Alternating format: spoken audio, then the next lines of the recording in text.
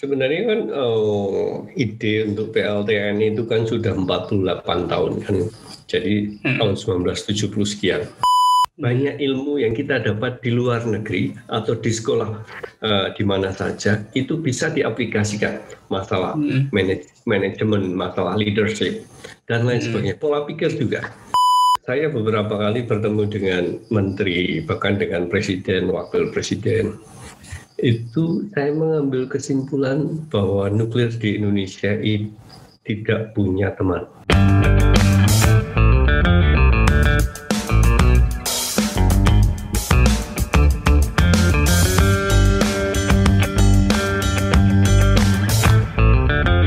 Selamat datang di podcast Bicara Nuklir, podcast pertama yang membahas tentang sains dan teknologi nuklir di Indonesia.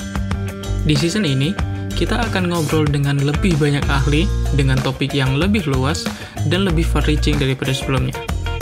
Kita akan gali lebih dalam tentang topik-topik nuklir, baik yang umum maupun yang belum familiar di tengah masyarakat. Jadi stay tuned, and let's get radiated.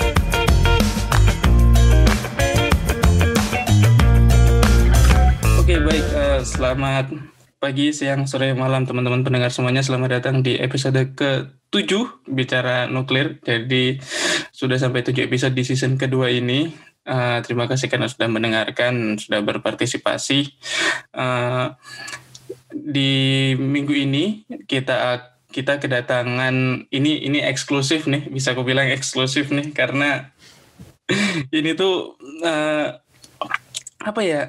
beliau itu sudah sangat merasakan asam garam dunia nuklir di Indonesia. Beliau termasuk satu dari beberapa orang yang juga pertama kali ikut dalam usaha mendayagunakan energi nuklir di Indonesia, baik itu untuk untuk energi, untuk limbah dan lain sebagainya. Karena beliau juga cukup senior. Berikut adalah Profesor Dr. Jarod Suristyo Wisnubroto. Beliau adalah senior researcher di Batan. Nah, ini mulai tegangnya nih. Beliau adalah senior researcher di Batan. Tempatnya itu di PTLR ya, Pak ya?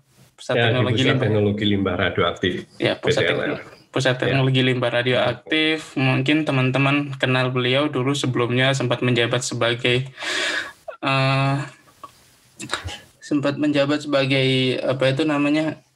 Deputy Chairman untuk pengembangan teknologi material nuklir, dan juga setelah itu menjadi kepala Batan selama 6 tahun berarti Pak, 2012 sampai 2018 Pak ya. 3 bulan. Ya, 6 tahun lebih 3 bulan. Terus habis itu beliau kembali ke tempat asalnya di PTLR. Beliau ini senior saya jauh di UGM, sama-sama dari Teknik Nuklir UGM. Saya angkatan ke-33, beliau itu bisa dibilang angkatan pertama. Saya S1 Teknik Nuklir, Pak. Saya angkatan pertama S1 tahun 1981 masuknya. Nah, jadi mungkin saya udah bapaknya Mas Harun ini. Iya, terus saya angkatan 33, Pak Jarod ini angkatan pertama. Jadi terima kasih Pak Jarod sudah berkenan untuk hadir. Mungkin langsung aja Pak, untuk mempersingkat waktu. Ini langsung ke pertanyaan pertama kali. Mungkin bisa diceritakan apa background-nya Bapak tentang mungkin saya nggak tahu apakah ini pernah ditanyakan sama orang ya, tapi bagaimana sih ketertarikan Bapak tentang nuklir itu bermula, Pak? Dulu banget itu. Iya. Ketika saya beberapa kali ditanya oleh teman-teman itu tertarik sama nuklir sih Pak. Sebenarnya ada faktor kebetulan, ada faktor keinginan tahuan juga ada. Tapi yang jelas begini, waktu itu tahun 1981 saya masih SMA di Jogja, di SMA 3, kemudian ada di koran itu dibuka program S1 Teknik Nuklir Universitas Gadjah Mada. Ini menarik, apalagi waktu itu di koran juga sering diberitakan bahwa Indonesia ingin mempunyai PLTN pada tahun sekian. Terus juga, ini karena jurusan baru yang daftar mungkin sedikit. Opportunisnya itu ada ya? Ya, jadi ada unsur, coba-coba ini, jangan-jangan seperti itu. Karena di keluarga besar kami ada yang teknik sipil, ada elektro, dan lain sebagainya. Jadi aku mau beda juga. Plus juga saya punya kakak kandung itu jaraknya 11 bulan. Jadi kami sekolah bareng SD, SMP, SMA. Jadi akhirnya kita putuskan, saya eksakta, beliau ngambil sosial. Beliau akhirnya masuk FISIP HI Gajah Mada juga. Kalau saya masuk nuklir. Jadi itu kira-kira ternyata kemudian, kok ternyata passing grade-nya ternyata yang sepikiran dengan saya. Ini yang daftar sedikit. Banyak sekali. Jadi passing grade-nya sangat tinggi waktu itu. Itulah yang menyebabkan saya mengatakan, kalau ditanya kenapa milih nuklir, ya agak bingung juga. Tapi jawaban saya adalah ingin tahu tentang apa itu PLTN, cepat juga bekerja. Kan sudah pemerintah mau mengatakan, ini mau dibangun PLTN tahun sekian. Jangan-jangan saya lulus langsung masuk bekerja di PLTN. Itu kira-kira. Kalau waktu itu berarti ketika 81 Bapak masuk, itu pemberitaan dari pemerintah mengenai PLTN itu akan dibangun di sekitaran tahun berapa? Dan apakah memang kondisinya sudah mumpuni itu sehingga pemerintah pede untuk bilang bahwa kita akan bangun PLTN di tahun sekian, kita butuh manpower untuk ini, makanya kita kerjasama dengan UGM gitu, atau kayak gimana ya, Pak? Sebenarnya kan ide untuk PLTN itu kan sudah 48 tahun kan, jadi tahun 1970 sekian. Jadi waktu itu sudah ada keinginan untuk membangun di Muria, di Semenanjung Muria Jepara. Waktu itu kalau tidak salah ada keinginan supaya dioperasikan PLTN pada 1988 atau 89 gitu. Saya pikir barengan dengan saya mungkin, atau sesudah saya lulus bisa langsung bekerja gitu kan. Itu kira-kira. Dan kebetulan memang waktu itu Batan sangat serius untuk mendirikan program S1 Batan ya ini ya, bukan Gajah Mada, kemudian mengajak kerjasama dengan UGM. Nah itulah kira-kira. Nah ini ada cerita lucu. Saya pernah ketemu dengan Dekan Fakultas Teknik waktu itu, Pak Bambang Suhendro. Beliau sudah sepuh. Saya ketemu 2 tahun yang lalu. Di Jarod saya itu mau kerjasama mendirikan program S1 Teknik Nuklir. Apa alasannya? Karena waktu itu kayaknya Batan serius mau mendirikan PLTN. Ternyata saya ketipu. Sampai sekarang ada PLTN. Tapi sudah selanjur berdiri. Gitu. Nah itu kira-kira. Oke, tapi kemudian Bapak selain dari motivasi bahwa Bapak ingin melanjutkan kerja untuk membantu membangun PLTN dan lain sebagainya, tentu dari sisi bidang keilmuan sendiri, kalau saya lihat dari track recordnya researchnya Bapak ini kan memang banyak berkaitan dengan ekstraksi, dengan limbah dan lain sebagainya. Saya sempat baca nih abstrak dari saya nggak tahu apakah ini disertasi Bapak S3 atau ini cuman paper yang Bapak terbitkan di tahun 1993 tentang temperature effect of extraction neptunium 5 dengan ini banyak nih istilahnya, N-octyl phenyl N-diisobutyl carboyl methylphosphine oksida. Itu kalau nggak saya ini disertasi Bapak kah atau cuman salah satu publikasi Bapak? Itu salah satu paper. Memang disertasi S3 saya membahas bagaimana mengambil beberapa unsur aktinida dari hasil reprocessing. Jadi nggak ada hubungan dengan Indonesia itu sebenarnya. Jadi ketika saya pergi ke Jepang tahun 1986, itu kan saya kan memang tesis S1-nya mengenai masalah limbah radioaktif. Tapi kan itu spesifik Indonesia. Terus datang ke sana. Kalau itu yang kamu lakukan itu nggak akan lulus master maupun doktor itu. Harus ada sesuatu yang baru. Nah itu harus. Makanya kamu masuk aja ke bagian salah satu bagian di reprocessing, ada tim di situ di Universitas Tokyo. Nah kamu mengambil aktinida tertentu, ada americium, ada neptunium menggunakan proses ekstraksi.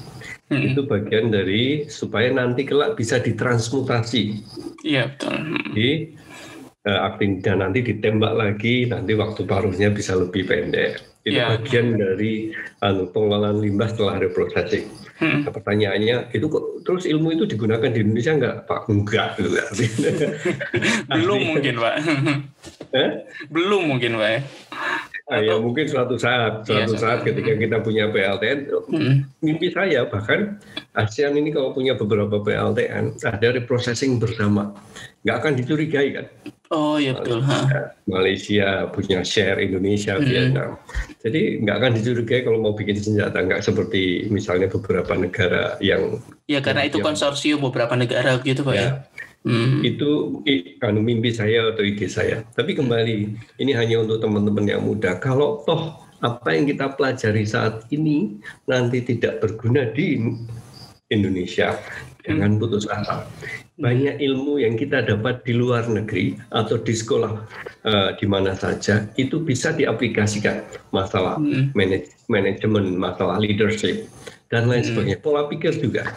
Iya. Jadi kan jangan sampai nanti kalau Mas Harun pulang ke Indonesia, aku udah belajar ini, kok nggak ada ini. Iya. Karena kita tetap bisa memakai hal yang lain. Iya. Itu kira-kira. Itu berarti dari awal memang Bapak sudah berpikir untuk lebih fokus ke limbah aja gitu Pak, dari S1 kah atau apa?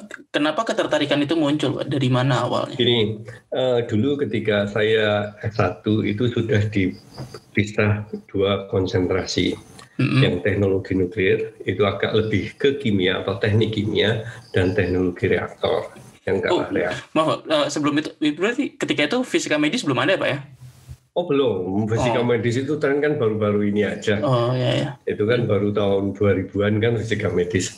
Sehingga kita ketika dibagi itu otomatis kita sudah harus memilih skripsi kita apa.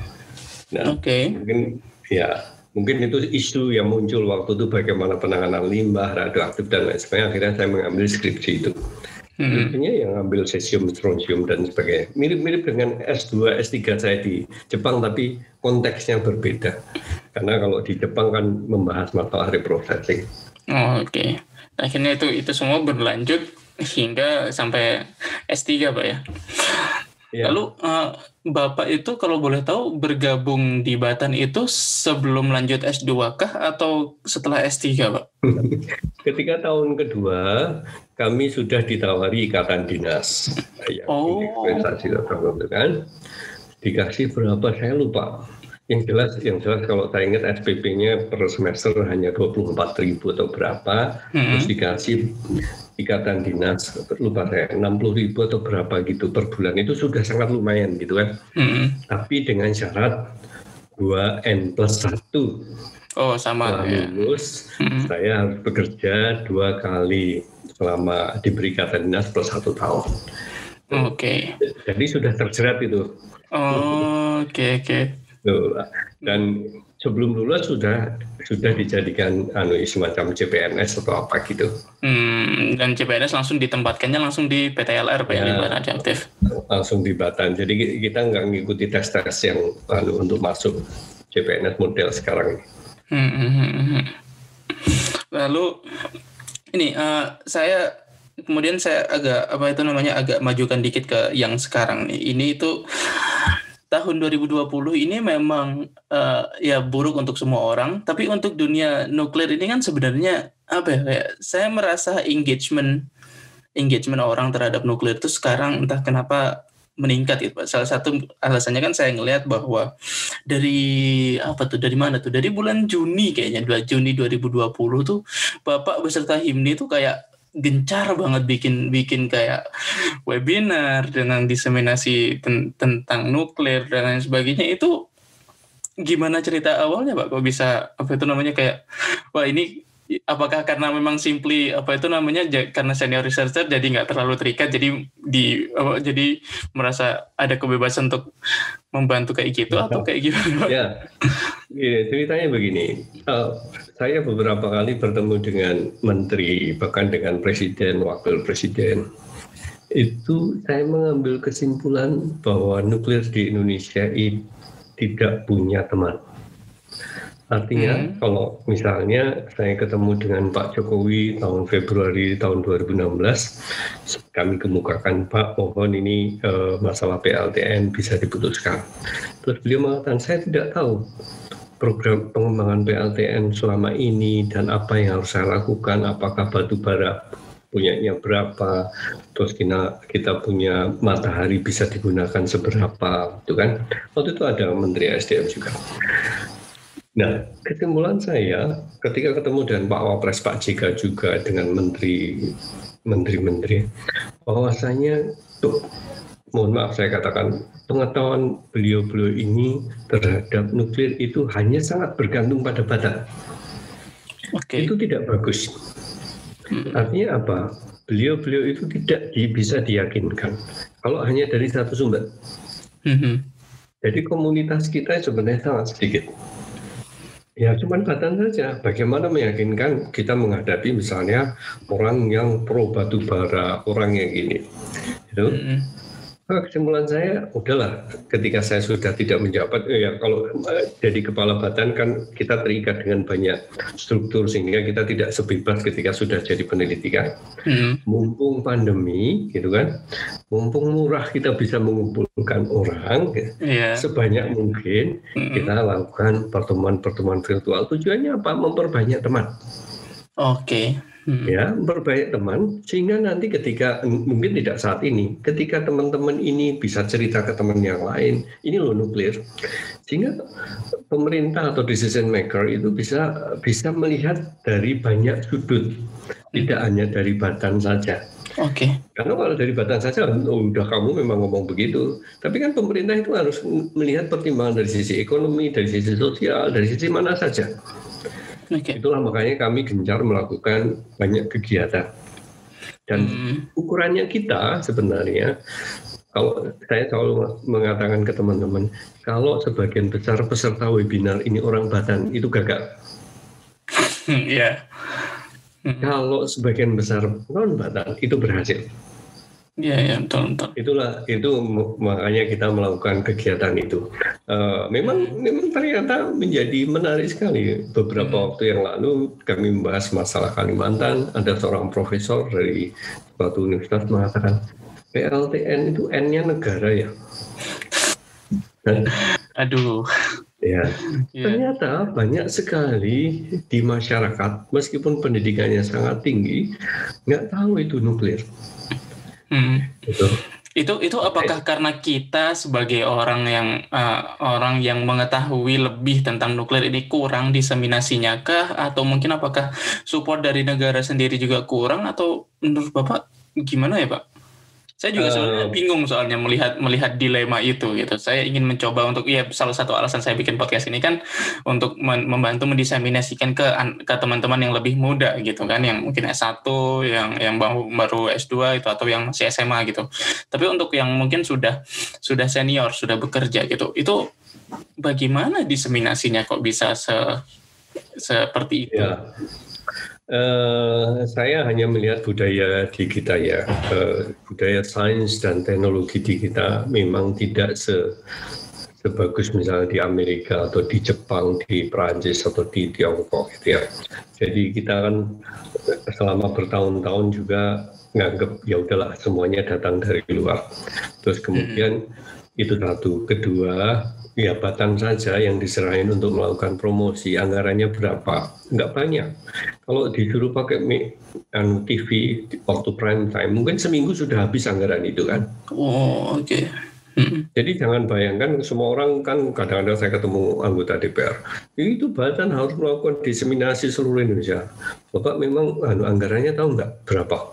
Kalau kita masuk Metro TV jam 9, itu udah habis itu seminggu Pak. Ya kan? Nah, itu dua. Yang ketiga, kami sebenarnya tidak, kami yang ingin kita raih itu sebenarnya orang-orang yang punya kedekatan dengan pemerintah atau orang pemerintah sendiri. Karena titik lemah di Indonesia itu bukan di DPR, bukan di masyarakat kalau hasil data kita. Titik lemahnya justru di pemerintah. Ya, saya ambil contoh begini. Pada Desember tanggal 8 ada berita di CNN Indonesia. Ada seorang pejabat tinggi Bappenas mengatakan nuklir itu tidak akan dipertimbangkan, tidak akan dibangun PLTN kalau sumber yang lain masih ada. Kalau mau habis baru dipertimbangkan. Ternyata itu kan menunjukkan bahwa sebagian pejabat kita, saya tidak hanya melihat satu rezim sekarang atau tapi umumnya dalam rentang yang panjang. Ya. Nah ini menjadi catatan. Jadi yang perlu didiseminasi apa itu nuklir itu orang-orang yang mungkin dekat dengan decision maker atau yang kelak akan menjadi decision maker. Jadi mungkin saya ingin juga menambahkan di samping non-Batan adalah kelompok-kelompok muda. Karena tapi saya yakin di Jerman pun yang anti nuklir juga banyak, padahal mereka terdidik juga kan. Iya betul. Atau di Amerika atau di mana. Tapi paling tidak pengetahuan itu ada dan transparan kita berikan. Jadi mumpung pandemi, ya udah kita manfaatkan dengan mudah, murah. Kita bisa mengundang berbagai expert dari berbagai negara. Itulah. Mungkin tidak mencapai target dalam waktu dekat, tetapi dalam jangka panjang kita sudah menanamkan benih-benih pengetahuan ke banyak orang. Saya tertarik dengan pernyataan Bapak tadi mengenai bahwa circle di pemerintah sendiri itu kurang aware lah bisa dibilang ya tentang keberadaan pengembangan nuklir di Indonesia itu. Padahal kan ya mohon dikoreksi kalau saya salah. Saat ini tuh posisi Batan itu bukankah langsung di bawah presiden, Pak?